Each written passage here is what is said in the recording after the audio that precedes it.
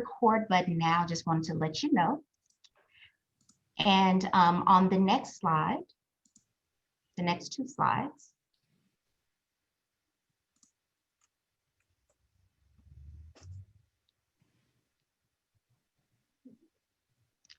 thanks, Craig. And so now we had an opportunity to share. Technology is wonderful when it works.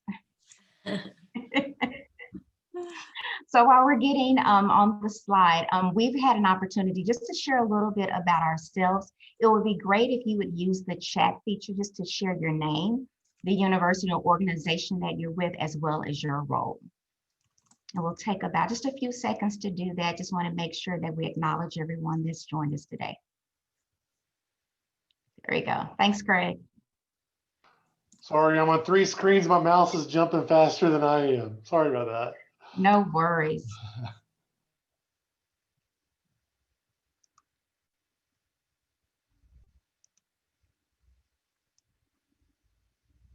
Great. Thank you all for sharing just a little information about yourselves. It's great to see your roles and the universities and organizations that you're supporting.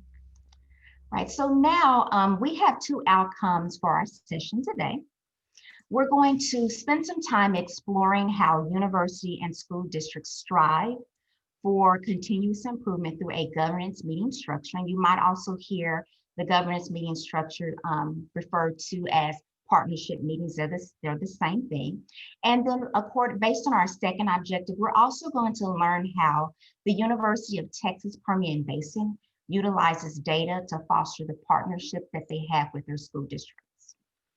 And on the next slide, we're going to take a moment just to review this slide. So you'll see how we're going to spend our time together for the next few minutes.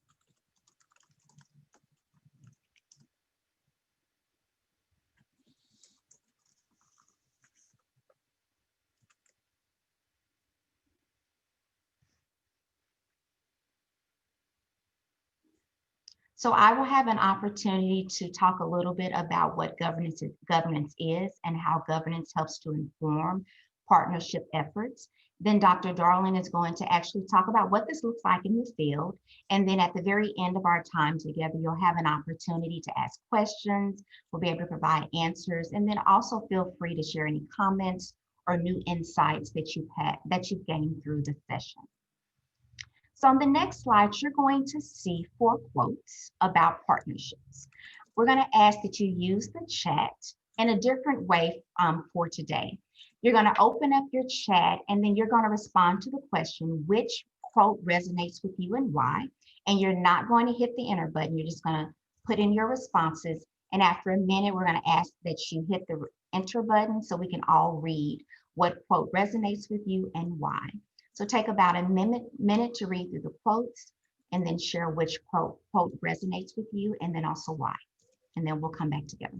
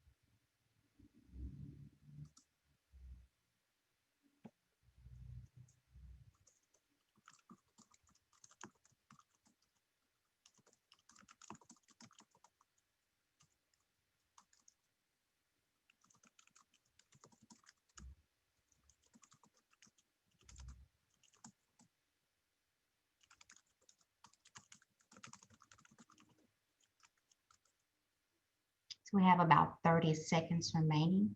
If you'll just type in your response in the chat and then I'll let you know when to hit return.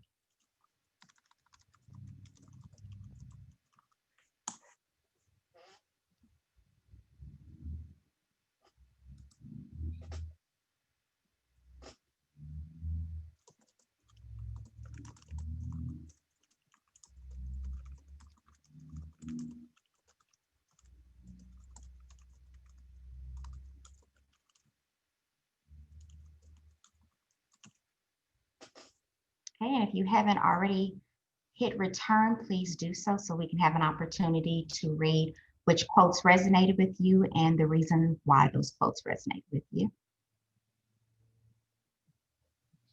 Thank you, Meredith, the idea of convening between partners so that the work sustains long-term. Thank you for that. Thank you, Jessica. The power of collaboration is so true. Thank you, Ashley. A common vision and direction, definitely. So feel free if you haven't had an opportunity to share which quote resonated with you and why, feel free to do so. And as we go through the session, feel free to add any additional thoughts in the chat. So as we move to the next slide, we really want to thank you again for providing your responses to the quote in the chat. This next slide summarizes the purpose of university and also school district partnerships. Craig, if you'll go ahead and hit the next, and you can go ahead and hit all four. So when we think about partnership purpose, it's really to train high quality teacher candidates that are day one ready. It's also an opportunity to make sure there is a bridge between the theory and practice, to provide high quality training and support to the mentor teachers that are working alongside the teacher candidates on a daily basis, and then also to ensure all voices at the table are heard. And if we go to the next slide, this next slide is just really going to quickly share what the purpose of a governance meeting is, what it is. So a governance meeting is a place where all of the voices can be heard.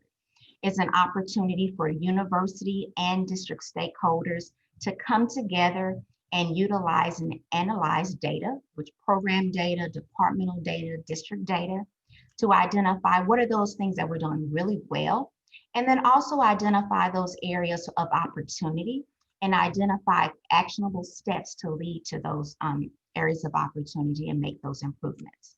So the audience for the governance meetings in most cases is much smaller than the design sessions that you heard referenced during the panel. The audience includes the site coordinator, campus principals, university, as well as school district leaders. All come to the table. And on the next slide, you're going to see a visual of some topics for the governance meetings. And if you'll hit, thank you, great. So during the governance meeting, there are several recurring topics that are discussed. Some of those topics include teacher candidate data, formal and informal data, and then also the feedback that has been provided by the mentor teachers. There are also opportunities to look at trends that have been identified during the formal and informal walkthroughs, and then also the trainings that have been provided to the mentor teachers based on those trends. Also, at the final topic, or one of the topics. Sorry, I'm having trouble hearing you. Siri, sorry about that. And also, another topic that is shared are those needs or concerns from the site coordinator, because the site coordinator, which Sharon will talk about it shortly, has an opportunity to be in the field and capture data that's really going to drive the work that's happening through the partnership. So you'll also see on this slide here on the right-hand side, there's an image of a sample governance meeting agenda. We're not going to spend time looking at this agenda, but definitely encourage you when you have an opportunity to review the agenda just to get an idea of some of the other sample topics that are discussed in the governance meetings. So on the next slide, the previous slides have painted a picture of how the partnership meetings bring both the university and the school district together to make sure that they're fostering a cohesive programming and mutually beneficial partnerships. So now let's get to why we're here for this session today. So on the next slide, you're going to see that the partnerships in action are driven by data.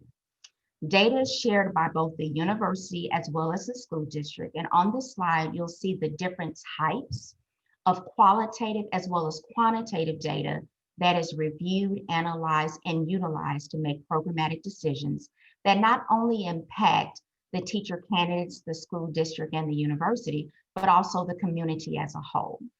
And these data-informed decisions will also help to foster equitable experiences for all students that are being impacted by the partnership.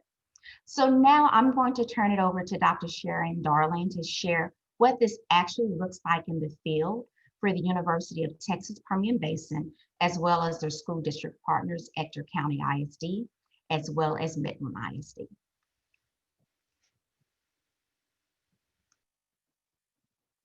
Sharon, I think you're still muted. Sorry, I do that all the time. I'm still not used to this virtual world. Thank you. And thank you, Dr. Collins. I'm going to just give you a very quick overview of how we formed our partnerships. And some of this happened prior to me coming on board with UTPB. We go back to October, November 2019. And this is when UTPB began discussions with US Prep to decide if they were going to pursue this teacher residency model as a pilot. Meanwhile, Opportunity Culture was having similar discussions with our local districts, Ector County, ECISD, and Midland County, MISD, and they were forming partnerships for the same purpose.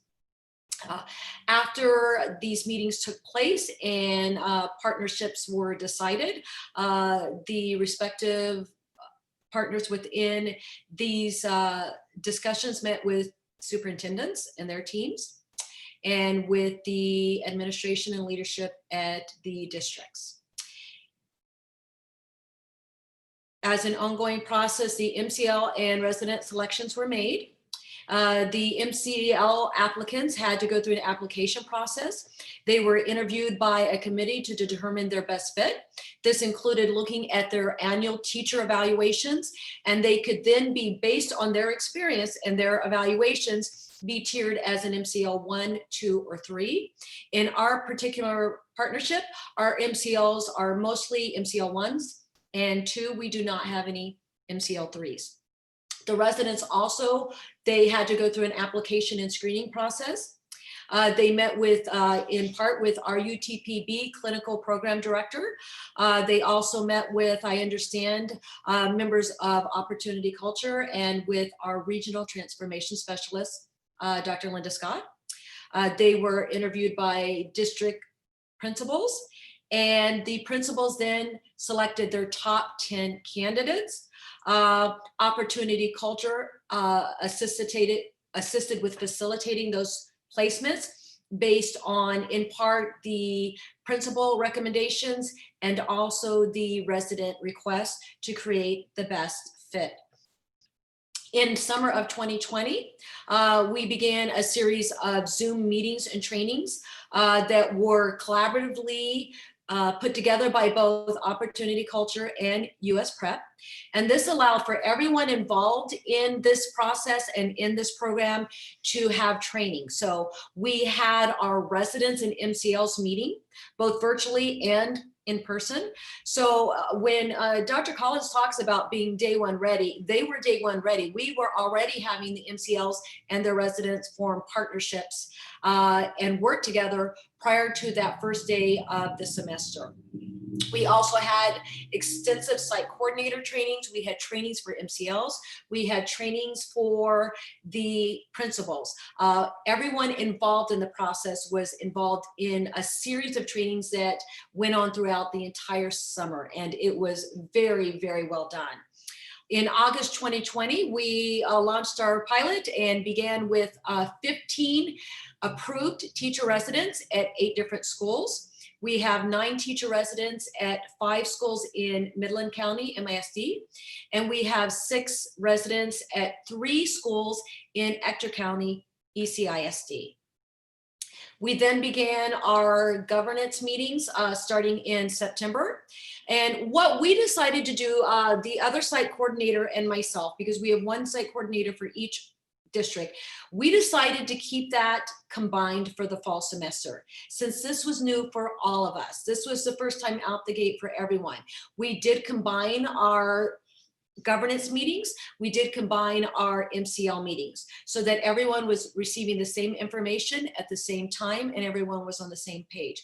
So what that looks like as far as us meeting with the administrators, we're doing bi-monthly governance meetings. We're meeting every other month. We are meeting on a monthly basis with our MCLs. And at our very first meeting, we went over the rules and responsibilities and made sure everybody understood what their specific role is within the framework of this, and we used a one-pager provided for us by Opportunity Culture, because at that time we did not have data prepared to share. We do follow, as was shared, the t-test rubric. The different domains and dimensions on the t-test rubric are exclusively what we use and what our MCLs use to evaluate the residents. We then have one of our lead analysts at UTPB, Dr. Kevin Badgett, using a system called TK20, which is an assessment, accountability, and management system to help colleges and universities meet requirements for accreditation. Our lead analyst, Dr. Badgett, then pulls information from TK20, analyzes and aggregates it so that we can then use that data to share back with all of our partners, with our administrators, our MCLs, and also with our residents. So now, this is an example of something that we shared at one of our recent governance meetings. We have 4 walkthroughs throughout each semester. So each of our candidate residents had an impromptu, unannounced 15 to 20-minute walkthrough 4 different times this semester. We go in and we're specifically looking for evidence of co-teaching. We're looking for 1 teach, 1 observe, 1 teach, 1 assist at the beginning of the semester. Then as we begin to progress in this semester, we are looking for increased rigor. By the time we get our students mid-semester in week 8, we are asking for those residents to be doing roughly 50% of the teaching load. So now we're looking for team teaching, alternative teaching. We're looking for parallel or station teaching. And as they progress to week 12, we're asking our teacher residents to be doing roughly 75% of the teaching. By the time we get them to the end of semester, we have communicated that they should be doing the majority of the teaching with their MCLs in an assist role. Now, so you can see here when we did our walkthroughs 1 and 2, which would have taken us about mid-semester, that we are seeing predominantly that the 1 teach, 1 assist was in place. And that means either we had our MCLs who were teaching and our residents were assisting, or by week 8, we were asking them to flip it. So then now our teacher residents are the primary ones teaching and our MCLs are assisting. And then we have our teacher residents in response to this, we post their walkthrough feedback into our TK20 system, and they then, based on the reinforcement and refinement we gave them, they then give us a reflection. So here's an example of what a walkthrough reinforcement is going to look like. So working on the domains within T-test, which is planning, instruction, and learning environment. When we did our first round of walkthroughs, you will see that the reinforcement where the teacher residents really glowed was in the area of learning environment, classroom routines, procedures, and creating a safe, accessible, and efficient classroom. This was very important data for us to know, for us to be able to share with our administrators and our MCLs, because we know that classroom management and a positive, effective learning environment is key to instruction. And you all, by the way, I welcome you if you have any questions or if you have any comments and you want to jump in at any time. I'm a talker, so if you don't stop me, I just may keep on running. Here's a look at some of the data from our initial walkthroughs for refinement. So this is an area where we're looking for some additional growth, and you will see that this came in the area of differentiation. Our teacher residents admittedly are struggling with how do they take the content from a single lesson, and they're going to adjust it and apply it to the learning needs of all students. We heard from some of our MCLs that even seasoned teachers and coaches are still struggling with this as well. So this is an area where we were looking for growth. But again, this is a snapshot of about a 15 to 20-minute observation.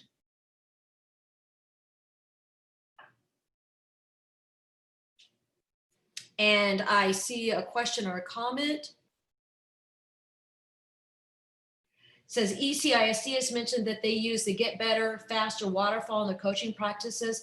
How have you all integrated those short cycle coaching practices into the governance conversations? Okay, I apologize, Ms. McLaughlin, I'm not fully understanding your question. If you would come off mute and reiterate that for me. Absolutely, Dr. Darling, I appreciate it. I was wondering, I heard mention in the previous session that Ector County uses the Paul Baberg Santoyo resource, Get Better Faster, which has a sort of waterfall of foundational teaching skills that are used in sort of short cycle coaching practices. So really kind of like a finer grain size of teacher knowledge and skills to be able to build through short cycle coaching. And I'm wondering the extent to which that's been integrated into the feedback practices or the data governance structures that you all have. Knowing here we're sort of seeing like performance trends aggregated at the T-test level, but knowing sort of that like when we coach beginning teachers from week to week, there's sort of like incremental development of skills.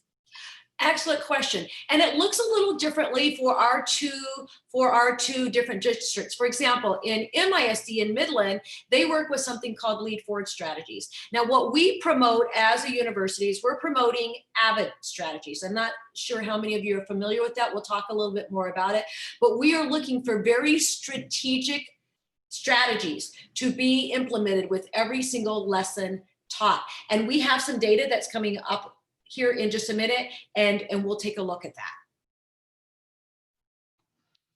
So we can go ahead to the next slide. I think we have another question. Oh, I'm sorry, I missed it. We are very interested in the implementation of high quality curriculum in addition to have you coordinated support.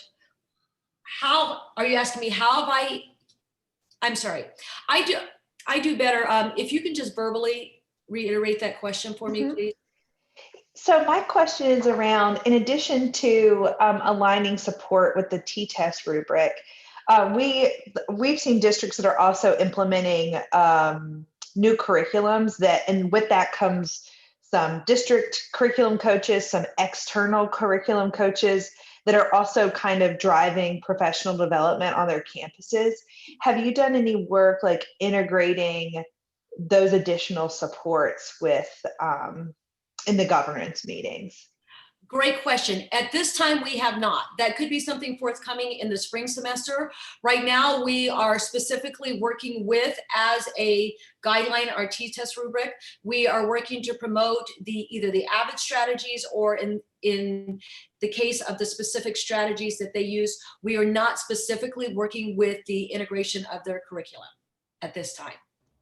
And Sharon, if you don't mind, let me just jump in real quick. Meredith, I agree with Sharon. That was a great question as well. What we normally see is during the first year of the pilot is really getting everything set up. And what normally happens is during year 2, that's when, you know, the structures have begun to be scaled. And so then the conversations around curriculum, professional development begin to happen because the partnership has been a little bit stronger. But I do know that that is something that's coming up, and we normally see that around year 2 of transformations for universities and their school district partners. But thank you for asking that question. Thank you. Thank you for sharing, Dr. Collins. And she's absolutely correct, because right now we're laying that foundation, and there definitely will be some growth in that area as we move forward. Okay, so we'll go on to the next slide, please. All right, now we're going to talk about our pop cycles. So the way that our pop cycles work, these are our longer performance assessments. These will last 45 to 60 minutes. We do 2 of these each semester. For one of these pop cycles, we do ask that the MCL will co-observe together with the site coordinator. We then meet thereafter with the MCL, and we talk about our rubrics, and we discuss and align our scores. So we will have a 1-hour pre-conference with our teacher resident prior to the observation. At this time, they are sharing with us their pre-test data from their student achievement chart, where they pre-assess their students to find out what their baseline knowledge is. Thereafter, they are developing their lesson plan based on their pre-assessment data and what that is telling them. During this 1 hour pre-conference, we are asking the teacher residents to be the lead. We facilitate and we guide them, but there is a provided discussion sheet that we use and have them take us through it. And we're looking specifically, are there any gaps? Is there anything that is missing that is going to need to be corrected or put into place prior to this lesson being taught? We also talk about where the students are in the pre-assessment, whether they are in falls far below, approaches, or if they're in the meets category. And we're specifically looking for students who are going to be falls far below or approaches. We have occasionally has some pre-test data that has told us more students are in the meets. And then we work with the teacher resident to have them adjust their lesson so that it is more rigorous and it better meets the needs of the students. We then go observe them for 45 to 60 minutes. Thereafter, we have a post-conference that also lasts 1 hour, where we are comparing our data, how we scored the teacher residents. They self-score and share their lesson observation report. We talk about our scores. We also share with them a professional disposition score. They self-score, share with us their professional disposition score, and we compare those scores as well. So now when we're looking at our first and second cycle here, what you're going to see is, and the colors are a little bit off here, but that larger section where you're seeing that we had oh wait, we missed our reinforcement. I'm sorry, Craig, we need to go back one. Sorry about that. There you go. Thank you. That's okay. So what you're going to look here is you're going to see the largest area here again is going to be learning environment, where we're seeing the structure of learning environment is a strength for our teacher residents. So this was during a 45 to 60 minute observation. You're also going to see that the second strong area of reinforcement or strength is standards and alignment. So by now, as we're doing the pod cycle, we're seeing growth with our teacher residents where their collaboration with their MCLs is very successful, and they are creating, because they have to create their lesson plans that they teach, and executing well-aligned, well-organized and sequential lessons that reflect best practice. Oh, do I have another question? Yes. Do you ever use pop cycle data to adjust the amount of time a resident is teaching? We have not so far. Now, the times do vary. I've done pop cycles and done performance assessments that have lasted 45 minutes. I've had residents that taught a single lesson an hour and a half. As long as my schedule permits, I stay till the very end and I observe the entire lesson. In occasions where I've not been able to do that, they do self-record all of their performance assessments. They then have to upload those recordings, so we're able to go back and also watch the video recorded as well. So again, they've lasted from 45 minutes to the longest one was an hour and a half. So they're working on their pacing, and sometimes it changes too, because we have some residents who are content specific.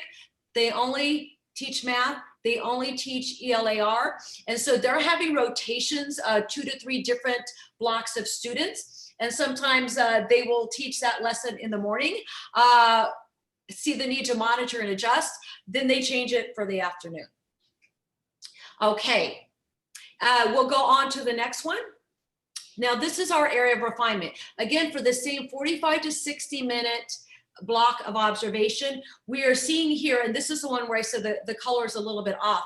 That larger section is actually content knowledge and expertise. So what that is telling us is we saw 1.1, which is part of planning, standards, and alignment. This is a strength. This is a reinforcement for our teacher residents. They are designing well-organized and sequential lessons that reflect best practice. In the execution of that lesson, however, sometimes there's something lost, meaning the lessons aren't going as well as planned. We're seeing some gaps in the execution of it. So this is an area where we've been working with them. A lot of times it does, as you will also see, come in the area of communication. Are they accurately communicating with the students? Are they conveying the knowledge orally to the students? You're going to see that those are about even with regard to content knowledge and expertise regarding execution, and then also with regard to communication.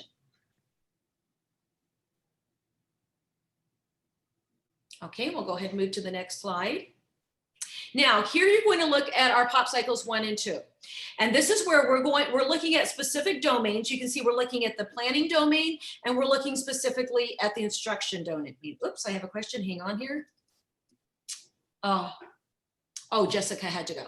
Okay, now looking at our planning and instruction domains, as you look at this data, what do you see with regard to site coordinator and MCL feedback? And you're welcome to come off mute.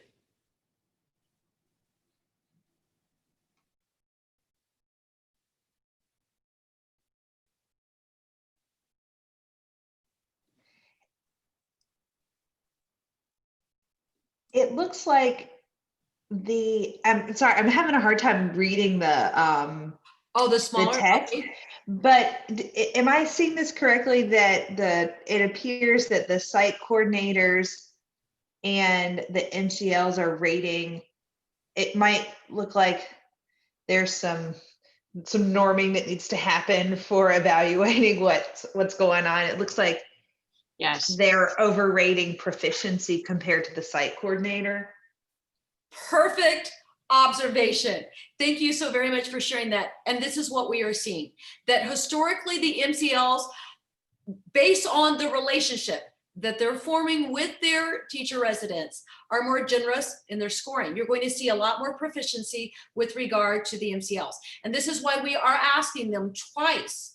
Once during the fall semester and then again during the spring semester. They're going to co-observe together with us.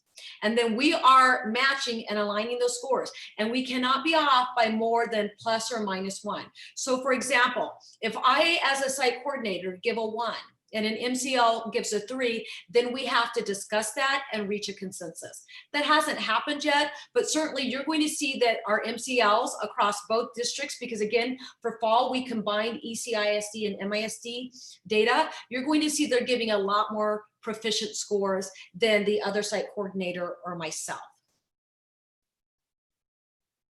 It is definitely good relational capacity that we are seeing happening, most definitely. So, and you're going to see that also we are showing a little more proficiency with regarding to planning. So you're going to see that this well aligns to what you saw with regard to our reinforcement and refinement for the pop cycles overall, that we are seeing more proficiency in the planning domain than we are in the instructional domain. Okay, we can go into the next one. And Sharon, before you go on to the next Yes, one, ma'am. this is also an opportunity when this specific data is shared in governance meeting, it really generates conversation across the university and district. So we're not saying this is anyone's fault, but let's come together, let's thought partner on how do we support and make sure that the mentor teachers have what they need to be successful, as well as the site coordinators as well. So when this data is shared in governance, it's not only just the good data that's shared, it's all of the data that's going to help make decisions around how do we continue to make sure that the residency is meeting the needs of all involved. Sorry, Sharon, just wanted to add that piece. I'm glad you did. Very good points. And we have a comment about that inter-rater reliability. It is absolutely essential. It is also a challenge. It's definitely a challenge. I will tell you that it has fostered some extremely positive and successful conversations in the times that I've been able to meet one-on-one with the MCLs. And we talk about why we scored the students the way we did. And I will tell you also that I've had MCLs after we've talked and discussed and compared our scores, who have then come into alignment and seeing it from a different perspective, have adjusted their scores as well. So now when we're looking at the last domain, and we'll get to Avon in just a minute, but when we're looking at the third domain, which is learning environment, we're also going to see that same variance, and that our MCLs are, for the most part, scoring more proficient than the site coordinators as well. And we are then looking at the AVID implementation. So how many of you are familiar with AVID? Okay, so our AVID strategies are they're specifically designed for students who are in that minority. They're underperformers, so those students who might historically get left behind, and they are implemented into our learning programs to ensure equitability in learning and to ensure that all students are going to have strategic strategies put into place that will allow for that needed differentiation to adjust the lessons and learning for diverse students. So an AVID strategy is something that we require every one of our residents to implement in every single lesson plan. This past semester, they submitted about 30 lesson plans. Every one of those lesson plans had to have an AVID strategy.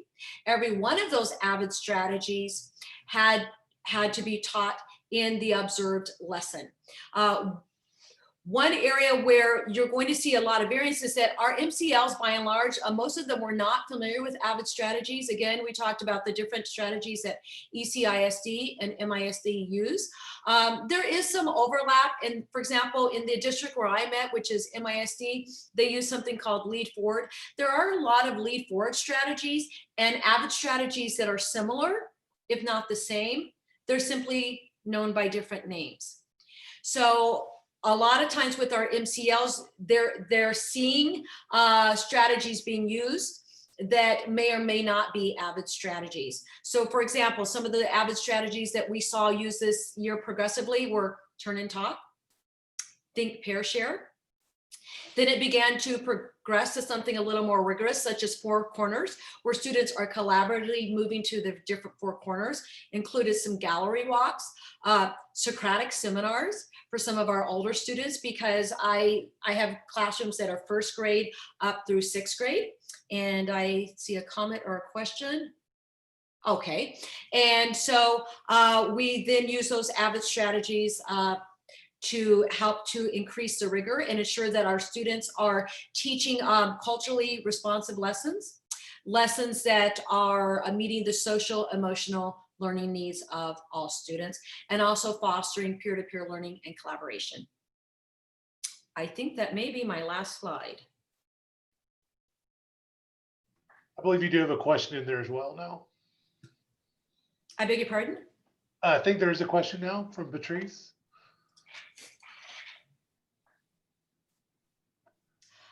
We are not working with teaching works. We are not. Okay, we're engaging with Teaching Works as part of our Raise Your Hand Texas, and I thought you all might be connecting with that training also for teacher educators. And so one of the things that we're really not struggling with, but we've met with Teaching Works to align our Danielson framework for teaching, which is what we use as the basis for our observations and our pop cycle instead of t-tests, just because we've been using Danielson for years before t-testing. And so just hearing about the different ways that districts are doing coaching and PD for teachers with instruction, AVID and Lead Forward, and all the different ones. There are many of them. And now I'm also thinking about how we, with each district that we start to work with, we have also got to learn what's already happening there and doing a third set of alignment with that. So this has just been super helpful and kind of spurring my thinking about all the puzzle pieces that we've got to be keeping in mind. Thanks. And we're going to run out of time, so I'll try to be quick here, but absolutely, there are many different puzzle pieces. And one of the areas of alignment that we had to work really strategically on is that the ECISD and MISD lesson plan template is very different than the UTPB lesson plan template. And so we've said, as long as they meet the content of our lesson plan, they can use their district's lesson plan template. And as long as they are meeting that higher order nature and meeting that social emotional component of AVID, they could use the lead forward or other strategies supported by the district. And to the question, is this student achievement data discussed in the meetings? Every single meeting. It's being discussed with the principals, it's being discussed with the MCLs. We invite our Ms. Osborne and Mr. Hightower, we invite them to our meetings as well. We invite our senior faculty, including our dean and program chair, to our meetings. And then we meet every single Thursday with our teacher residents, the both site coordinators, as a part of their ongoing campus work. And we also discuss the data with them.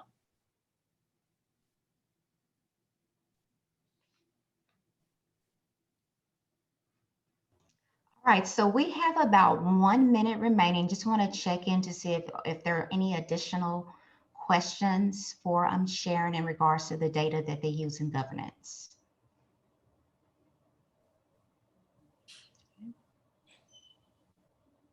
So we know that 45 minutes is not a wealth of time, but hopefully you're able to walk away with just a few ways and tools that UTPB has been utilizing with their district partners and how data is informing the work and the partnership. So in the chat, I have placed a link to the session's sign-in sheet for you as well. We're going to take a 15-minute break. But before we take the 15-minute break, I would ask that you click and open up the session sign-in sheet and identify the second breakout session that you would like to join. And please join that link. You'll see on the side, there's a link to every session. If you'll join that link, then you don't have to worry about rushing once we come back for breakout session 2. And breakout session 2 will begin right at 1 o'clock Central Standard Time.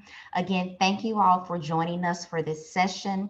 Please know if you have any questions, please let us know. We're excited about the work that you all are about to embark in and learn more about. And just let us know if you have any questions or concerns. And we hope that you and your families continue to stay safe and be well.